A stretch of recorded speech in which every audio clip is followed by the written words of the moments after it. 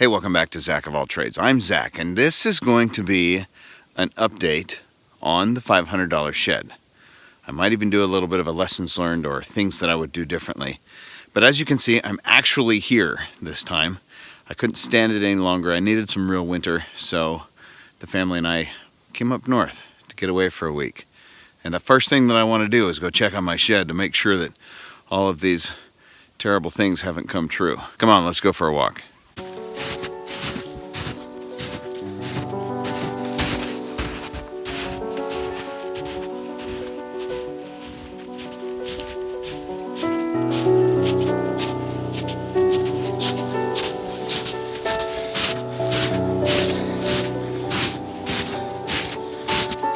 Hey, look at there. Still standing. That's encouraging. Snow piles on the side.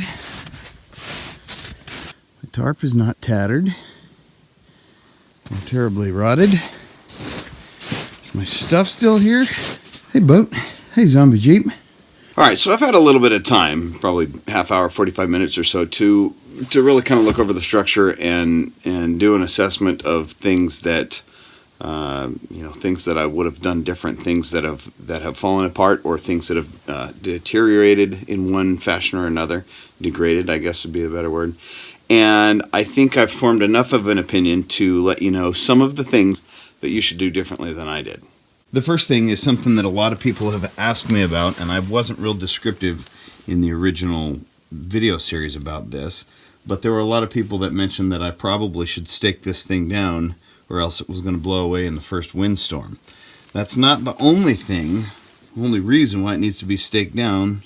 There's also the fact of sideways shift, because, well, it gets a little bit of snow load pushing on the outside of it. That doesn't show real well, but that's probably about, I don't know, about 3 foot or maybe a little bit better of depth of snow load that it has shed off of the top of it just throughout this last snowfall.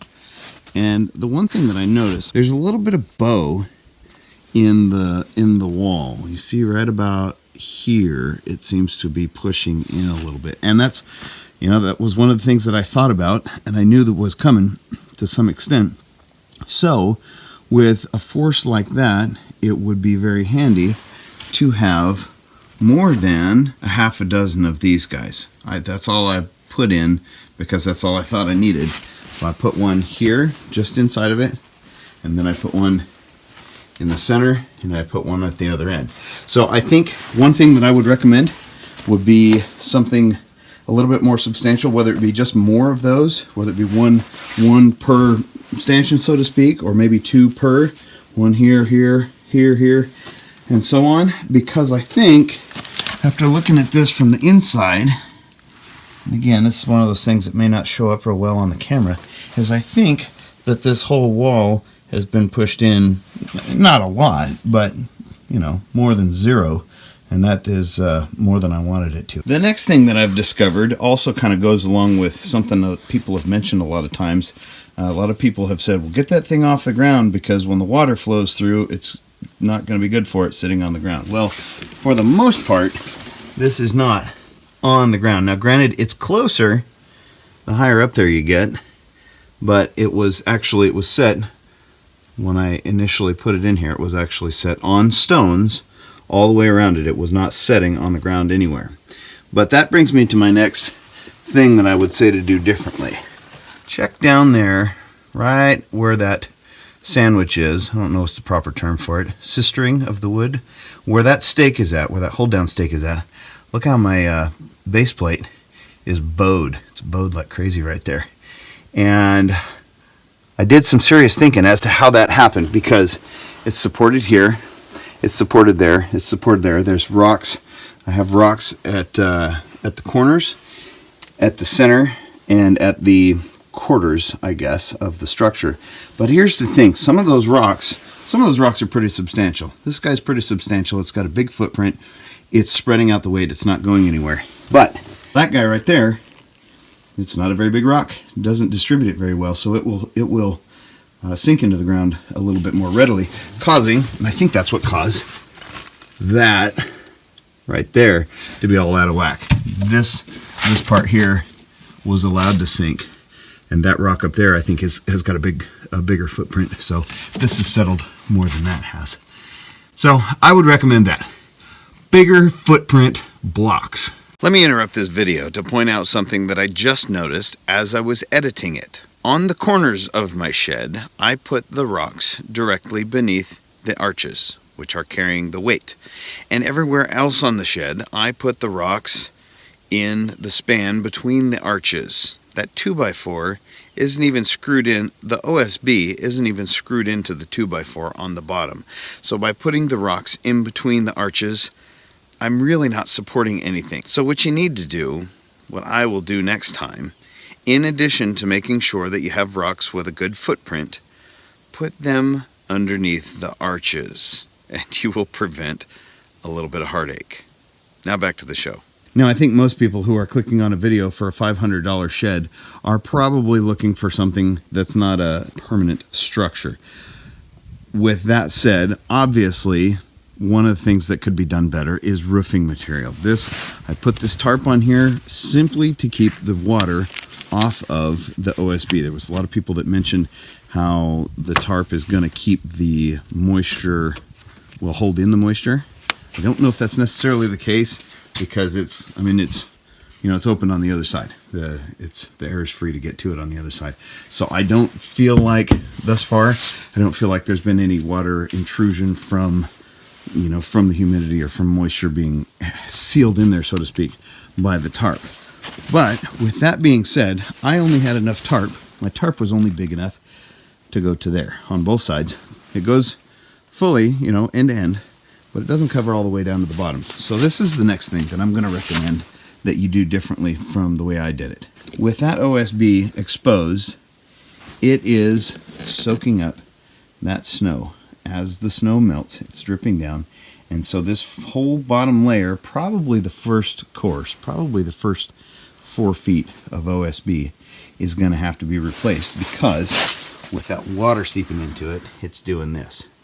Like all you guys said, like I knew, it was exposed, and the exposed OSB is, it's not much good. I think if this had proper roofing material on it, or something better than tarp, or at least something that actually covers the whole thing, it may not be such a big issue, but I don't know. I think if I had the foresight when I was building this thing, I would have just left off everything from here down, because that would have still kept the weather off of my stuff, and it would have prevented that right there. So that's something I think I would do differently. One of the other things that a lot of people have pointed out in the comments is this overlap right here. A lot of people have recommended making that a longer overlap, because as it is, it's only 4 inches. And also, people have recommended putting these blocks in right here at the joint, because it's not supported. Now, here's my take on that. This may be wrong or right, but I'm gonna, if nothing else, I'll give you my reasoning behind why I did it the way that I did. That overlap right there, there's not much bending moment on it. All it's doing is holding this board to that board laterally. It's not holding much bending moment, because on either side of that joint, this is screwed in, and it's screwed in up there. So this is really, all this is doing is holding it from going this way and that way. When you first screw it together, when you first bend it, this one doesn't show up very well. I think the next one does. When you first bend it in the jig, you do get some bending moment right there. But once you get these blocks in on either side, it relieves that strain, or at least I think it relieves that strain on this joint. And so you don't have to do it that way, or you don't have to, I don't know. In my opinion, a bigger overlap isn't necessary. Now, with that said, it certainly wouldn't hurt. Let me back up and say it would be better to overlap that more, but I don't think that it's necessary. Now, to address the other part where people said this is not supported, you need to put blocks in there. It kind of is addressed by the same fact that it's supported on this side of it, it's supported on that side of it, so it doesn't in my opinion, doesn't necessarily need a block right there. But now speaking about the blocks, let me show you one of the things that actually came apart here. Where is it? Ah, there we go, right there.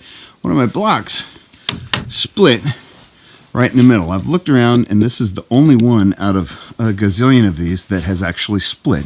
But that brings up a pretty good point, and something that somebody actually did mention in the comments was talking about longer screws. I forget how long the screws that I used here were. They weren't long enough to reach all the way to the center. And if they were longer, like maybe long enough to go from the outside to here, or maybe all the way through them, that would hold that block together and prevent it from ever doing that. Now, like I said, I've looked this thing over pretty closely, and out of all of the blocks in here, that's the only one that split, but it's more than none, and it's more than I would like to see split. So the next time that I build one of these sheds, I think I will spend the extra money and buy longer screws that will go all the way through that block, just to make sure to hold that together, because it's wood, and wood splits along with the grain. I mean, this is kind of, I should have expected that to split, and to be quite honest, now that I look at it, I'm a little surprised that more of them haven't split. I hope that that's not something that's waiting to come, but yeah, I think I'd use longer screws. The next thing that I would recommend to do differently would be to go full bore on the gussets. All I did for my gussets, I just did a single board. Now, granted, it was screwed in 2 places on each side to counteract kind of the torsion on it. But it's just a board screwed in on one side of that joint right there. And it was primarily just to hold it together while I put this thing up. I really think that the better way to do this would be to cut, ow, who put that boat there? Would be to cut full size, the full triangle gussets right there and put them on both sides. It's getting by. It doesn't seem to be a problem, like it's not coming apart, but I feel like it would be a lot more sturdy if those were not just boards that went across, if they were the full triangle. Triangles are structurally super duper sound. So cut the full triangle and sandwich it on either side, and I think that would help this thing be a lot more stable and sturdy. Now, since we're looking up there, another thing a lot of people have asked about was the ridge pole. Did I miss it? Did you put the ridge pole in and I didn't see it? No, I didn't put the ridge pole in, and here's where I'm going to show a little bit of my ignorance. Maybe, well, not maybe. I'm sure some of you guys can help me out on this. My understanding is that the main function of the ridge pole, if you're using a ridge pole in purlins, is to keep the purlins, or in this case these bows, from moving this way. Part of the reason why I didn't wind up putting a ridge pole in it is that since it's screwed down in all these spots with OSB, they're not gonna go like that because they're attached to the OSB. The other thing that I thought of that would be a benefit of having a ridge pole is the fact that this surface right here, this unsupported edge of OSB, if I had a ridge pole in there, I could screw that to that ridge pole, and it would keep it from sagging in. That was the main thing that I was really focused on when I was first building it. The reason why I didn't put it up there is, quite honestly, time plus the fact that I couldn't figure out how to get up there.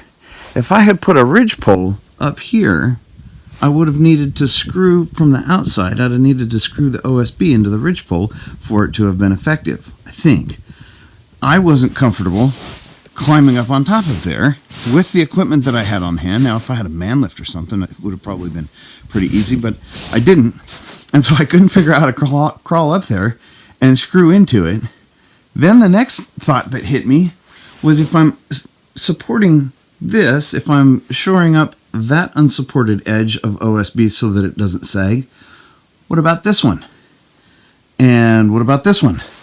So am I going to just support one? It's not even going to hold much snow load, because as soon as the snow starts stacking up on there, where's it going to come off of first? It'll shed off of the top, off of the peak of the roof first. So with all those things combined, I wound up not putting a ridge pole in it. If this was something that I was building in my backyard and had a little bit more time to work out that problem, I probably would put a ridgepole in there, just kind of like the gussets, because I think that it would add to the stability of it. But I'll pose you this question. What are you getting out of it? You guys that are builders out there, this is an honest question. What are we getting out of having a ridgepole in a structure like this? I really don't fully know, and I would love to hear your answer. So that's pretty much it. I mean, it kind of goes without saying, the roofing material. My choice of roofing material, give me a little bit of credit. My choice of roofing material was better than nothing. It was better to put this tarp on than it was to leave that OSB exposed all fall and winter. It's better than nothing, but better roofing material is kind of a given. I think I mentioned this earlier, but I would try to get this up a little bit further, maybe 6 inches up off of the ground. I'm not terribly concerned about the water rushing through and ruining the base plate of it, but it really is. It's a little bit closer to the ground than I would like. Any settling, I guess, with the rocks settling down, it's going to put it even closer to the ground. So I would put it a little bit higher up off the ground. And the very last thing that I would do differently, if I was doing this again, is I would hide the hide key somewhere down here at the structure so that I could get to my snowshoes like I had planned to have to hike back out of here. Man, isn't that beautiful? I'm going to find a couple of snowy places here real quick, and I'm going to shoot you a little bit of video of just why I love this area so much. Anyhow, I really hope this answered some of your questions. I hope that the people that will undoubtedly chime in on this, please put your professional opinion on this, on the things that I mentioned, because I'm just an amateur. I'm just a dude out here, doing stuff because I can't stand to not do stuff. I freely confess, I'm not a professional at doing this, and those of you that are professional, I really would value your input, as would most of the other people that read the comments. I think that would be really good to have. That's pretty much all I've got. So now I'm going to go look around and find you a little bit of scenery to shoot. Thanks again, guys. I look forward to seeing you again real soon. Take care.